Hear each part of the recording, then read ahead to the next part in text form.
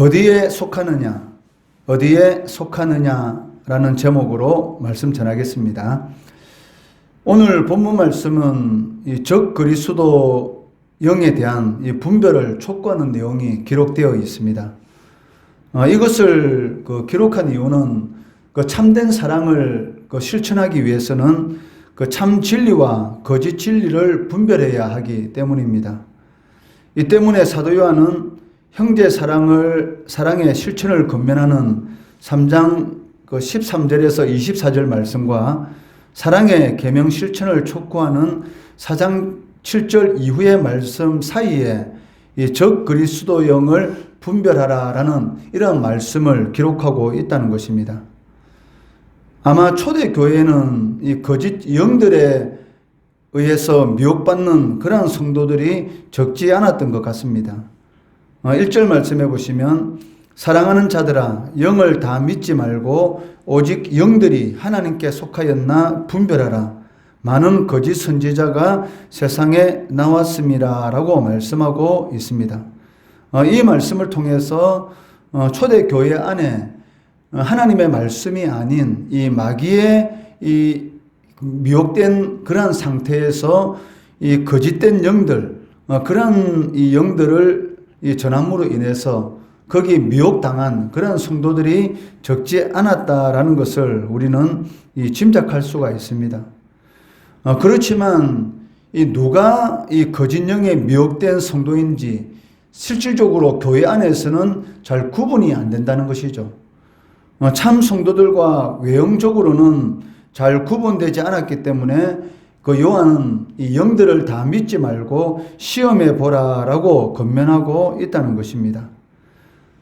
여기 영들로 번역된 이 단어는 크게 세 가지 이 범주로 이렇게 나누어서 살펴볼 수가 있는데, 먼저는 하나님의 거룩한 영인 이 성령, 그리고 하나님과 교제하는 인간의 영, 또 다른 하나는 성도를 미혹하는 악한 영, 이렇게 세 가지 이 범주로 이렇게 나눌 수가 있습니다.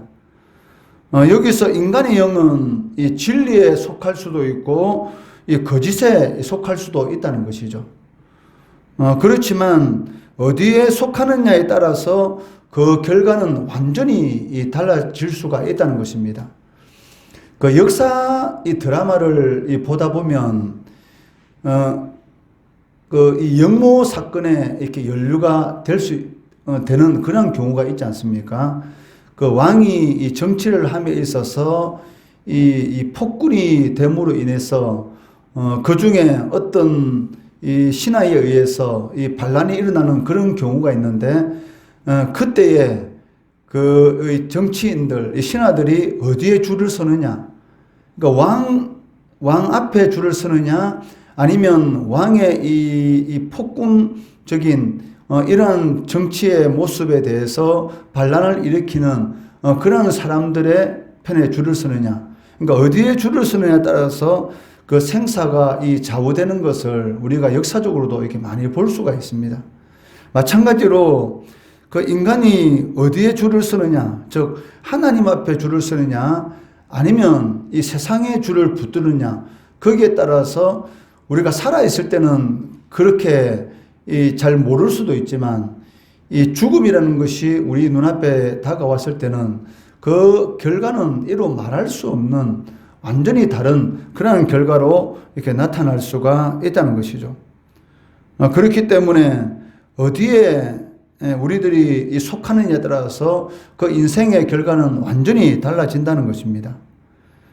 그 4장 1절 이 말씀해 보시면 이 영이라는 이 단어가 나오고 있는데, 이것은 당시 교회를 크게 어지럽히고 있던 영지주의 이단이나 이 적그리스도의 영을 의미하고 있습니다. 물론 이러한 영들은 그 하나님께 속하였지 않다라는 것입니다. 그렇기 때문에 영들이 그 하나님께 속하였는지 아니면 하나님께 속하지 아니하였는지에 대해서 시험해 보아야 한다라고 말씀하고 있습니다. 왜냐하면 그 1절 이 하반절 말씀해 보시면 거짓 선지자들이 세상에서 나와서 활동하고 있기 때문이다라고 말씀하고 있습니다. 여기 거짓 선지자라는 이 말은 이 가짜 선지자라는 그런 의미를 가지고 있습니다. 이는 이 겉으로 보기에는 이 선지자의 모양을 갖추고 있지만 그 실질적으로는 양의 탈을 쓴 그런 흉악한 일이라는 그런 의미를 가지고 있다는 것이죠. 이들은 그 하나님을 두려워하기보다는 그 자신의 이익을 위해서는 그 하나님의 말씀을 이용하는 그런 자들이다라고 할 수가 있습니다. 그 당시 이 초대교회 안에 나타난 이 거짓 선지자들이 하는 그런 일들의 특징이 무엇이냐면 이 교회를 이 분열시키는 그런 모습을 이렇게 볼 수가 있다는 것이죠.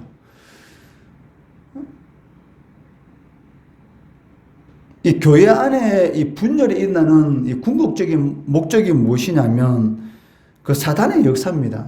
그 성령은 이 하나 되게 하는 것이죠. 그 어떻게 하든지 성령께서는 이 하나 되게 하여서 교회가 그 하나님의 말씀을 쫓고 또 교회로서의 그런 사명을 잘 감당하도록 하는 그러한 일을 하는 것이 바로 성령의 이 사역입니다. 그런데 이 파당을 만든다든지 이 사람을 쫓도록 하는 그러한 일들은 이런 사단의 이런 역사인 것을 우리가 알 수가 있는데, 이런 사단의 역사를 일으키는 그런 자들이 누구냐면 바로 이 거짓 선지자들, 그 가짜 선지자들이다라고 말씀하고 있다는 것입니다. 이어지는 2절 말씀에서 요한은 그 하나님의 영과 이 적 그리스도의 영을 분별하는 그 기준을 우리들에게 제시해 주고 있습니다. 그 2절 말씀해 보시면 이로써 너희가 하나님의 영을 알지니 곧 예수 그리스도께서 육체로 오신 것을 시인하는 영마다 하나님께 속한 것이요 라고 말씀하고 있습니다. 이 말은 예수 그리스도께서 육체로 오신 것, 즉 예수 그리스도의 이 성육시 사건을 시인하지 않는 자는 그 적 그리스도의 영이다라고 이렇게 말을 할 수가 있다는 것이죠. 예수님의 성육식 사건을 인정하는 시인하는 영은 하나님께 속한 것이고, 예수 그리스도의 성육식 사건을 시인하지 않는 영은 적 그리스도의 영이다라고 이 기준을 우리들에게 제시하고 있습니다. 그 3절 말씀해 보시면 예수를 시인하지 아니하는 영마다 하나님께 속한 것이 아니니 이것이 적 그리스도의 영이니라 오리라 한 말을 너희가 들었거니와 지금 벌써 세상에 있느니라 라고 말씀하고 있다는 것이죠. 여기서 말하는 이 적 그리스도는 그 말세에 나타나서 성도들을 핍박하는 그런 자들만을 가리키는 것이 아니고 그 그리스도의 이 성육시 사건, 그리고 이 그리스도의 구속사역을 부인하는 모든 시대, 모든 이단들을 가리키고 있다는 것이죠. 그렇기 때문에 이 사도 요한이 말하는 이 적 그리스도의 영이라는 것은 당시 교회를 어지럽히고 있었던 이 영지주의자들, 즉 영은 선하고 육은 악하기 때문에 그 하나님의 아들이신 그리스도께서는 이 악한 이 육신을 입고 이 세상에 올 수가 없다.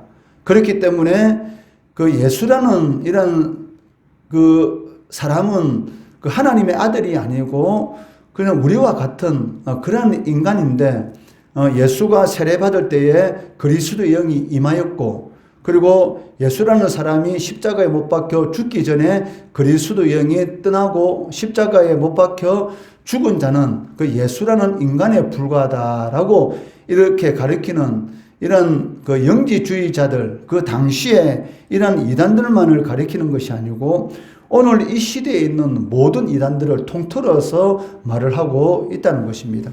예수의 성육신 사건과 이 구원 사역을 부인하는 이러한 모든 것들은 바로 적 그리스도의 영이다, 즉 사단의 이 노예다라고 말을 할 수가 있다는 것입니다. 만약 당시 이 영지주의자들과 같이 그 예수님의 성육시 사건을 부인하고 예수님의 구속사역을 부인한다면 이것은 그리스도의 대속의 이 죽음을 부정하는 것입니다. 예수님께서 인간의 몸을 입고 이 세상에 오셨다라는 것을 부정한다는 것은 그리스도의 대속의 이 죽음이 부정되는 것이죠. 왜냐하면 이 대속이라는 것은 인류의 조상인 아담과 하와가 이 육신을 입고 있는 저 인간으로서의 하나님의 죄를 지었기 때문에 똑같은 그런 상황, 인간의 몸을 입은 그런 상황 가운데서 죽음을 당해야지만이 이 대속의 이러한 사역이 이루어지는 것입니다. 그런데도 불구하고 이 하나님께서 인간의 육신을 입고 왔다라는 이러한 성육신 사건을 부정한다는 것은 이 대속의 죽음이 부정되는 것이고, 그렇다면 우리가 구원받을 수가 있겠습니까? 이 구속 사역이 이루어지지 않는 것이죠. 이것은 그 심각한 인간의 구속 사건 자체를 부정하는 이런 심각한 이단이다라고 할 수가 있다는 것입니다. 그 사도 요한은 악한 영에 사로잡힌 이 이단들의 특징에 대해서 그들은 세상에 속한 자들이고 세상에 속한 말을 하는 자들이고 세상의 말을 듣고 수용하는 자들이다. 즉 한마디로 말해서 사단에 속한 자들이다라고 말을 하고 있습니다. 5절 말씀해 보시면 그들은 세상에 속한 고로 세상에 속한 말을 하며 세상이 그들의 말을 듣느니라 라고 말씀하고 있습니다. 하지만 하나님께 속한 성도들은 하나님께 속한 이 사도들의 교훈, 즉 하나님의 말씀을 듣는다라는 것입니다. 6절 말씀해 보시면 우리는 하나님께 속하였으니 하나님을 아는 자는 우리의 말을 듣고 하나님께 속하지 아니하는 자는 우리의 말을 듣지 아니하나니 진리의 영과 미혹의 영을 이로써 아느니라 라고 말씀하고 있다는 것이죠. 교회 안에 이단들이 들어와서 이 교회를 이게 분열시키고 많은 성도들을 미혹하고 있습니다. 그런데 그들도 예배의 자리는 앉아 있습니다. 그렇지만 그들에게 이 하나님의 말씀이 들어가느냐? 하나님의 말씀이 안 들리는 것이죠. 왜? 하나님께 속하여 있지 않기 때문입니다. 그러니까 하나님의 말씀을 들을 수 있는 자들은 그 하나님께 속한 자들만이 하나님의 말씀을 듣게 되는 것이고 그 말씀을 수긍하게 되는 것이죠. 그렇지만 하나님께 속하지 않은 자들은 하나님의 말씀이 절대로 들려오지 않습니다. 오직 세상적인 그런 말만이 그들이 받아들이고 수긍하게 된다는 것이죠. 이를 통해서 우리는 그 진리의 영과 미혹의 영을 분별할 수가 있다, 즉 안다라고 말씀하고 있다는 것입니다. 그렇다면 누가 진정으로 하나님께 속한 자인가? 그것은 하나님을 사랑하는 자들, 그리고 하나님의 뜻에 기쁘게 순종하는 자들, 하나님과 영적 교제를 나누는 자들이다라고 말씀하고 있습니다. 우리가 어디에 속하느냐에 따라서 인생의 결말은 완전히 달라집니다. 어떤 상황 가운데 있을지라도 비록 힘들고 어렵고 세상 가운데서 애매한 고난을 당한다 할지라도 세상에 줄을 서면 안 된다는 것이죠. 하나님 앞에 줄을 서야 됩니다. 하나님의 줄을 붙드는 것이 이 세상적인 이 관점에서 보면 어리석게 보이는 것은 당연한 것입니다. 이 바울 사도의 삶이 세상적인 관점으로 보면 얼마나 어리석은 삶이었습니까? 바울이 하나님의 줄을 잡지 않았다면 세상적으로는 정말로 잘 나가는 사람이었습니다. 그런데 하나님의 줄을 잡고 난 이후부터는 세상적으로 볼 때는 정말로 어리석은 그런 삶을 살아간 사람으로 보일 수도 있습니다. 그렇지만 자신은 너무나 기뻤죠. 기뻐하라, 항상 기뻐하라. 감옥에 있으면서도 불구하고 이 빌립보 교인들에게 편지를 쓰는데 기뻐하라는 것이죠. 왜? 자신은 이 세상에 줄 수 없는 그 기쁨을 누리고 있다는 것입니다. 그러니까 세상적인 기준으로 보면은 너무나 어리석은 그런 삶이었지만 이 하나님의 관점에서 보면 너무나 복된 그런 삶을 살아가는 사람, 자신을 위해서 의의 면류관을 예비해 놓았다라고 담대하게 선포할 수 있는, 나를 본받기를 원한다, 그런 말을 과연 어떤 사람이 할 수가 있을까요? 내가 그리스도를 본받은 것처럼 너희들이 나를 본받기를 원한다, 이런 말을 할 수 있는 사람이 과연 얼마의 사람들이 이런 말을 할 수 있겠는가? 사실 별로 없을 겁니다. 그런 말을 할 수 있을 정도로, 또 자신이 죽고 나면 하나님께서 나를 위해서 이 면류관을 준비해 놓았다라고 선포할 수 있는 그런 사람은 아마 별로 없을 것입니다. 그 정도의 이런 담대하게 선포할 수 있는 그러한 이유가 무엇이겠습니까? 그러니까 하나님의 줄을 끝까지 담대하게 붙들고 있었던 것이죠. 우리도 이 세상을 살아가다 보면 이 사탄의 이런 미혹 가운데서 또 이 신앙생활 하다 보면 여러 가지 힘들고 어렵고 또 애매한 그런 일을 당할 수도 있고 또 낙심하는 그런 상황 가운데도 처할 수가 있습니다. 또 생각대로 일이 제대로 진행되지 않는 그런 상황 가운데도 있을 수가 있다는 것이죠. 그럴지라도 끝까지 하나님의 줄을 잡아야 됩니다. 인생은 어차피 한 번 사는 것이고 한 번 이렇게 베팅을 해야 되는데 세상의 줄을 잡는 그런 베팅을 할 것인가 아니면 하나님의 줄을 끝까지 잡는 베팅을 할 것인가 여기에 따라서 인생의 완전히 결말이 달라지는데 하나님의 줄을 끝까지 붙들어야 되는 것이죠.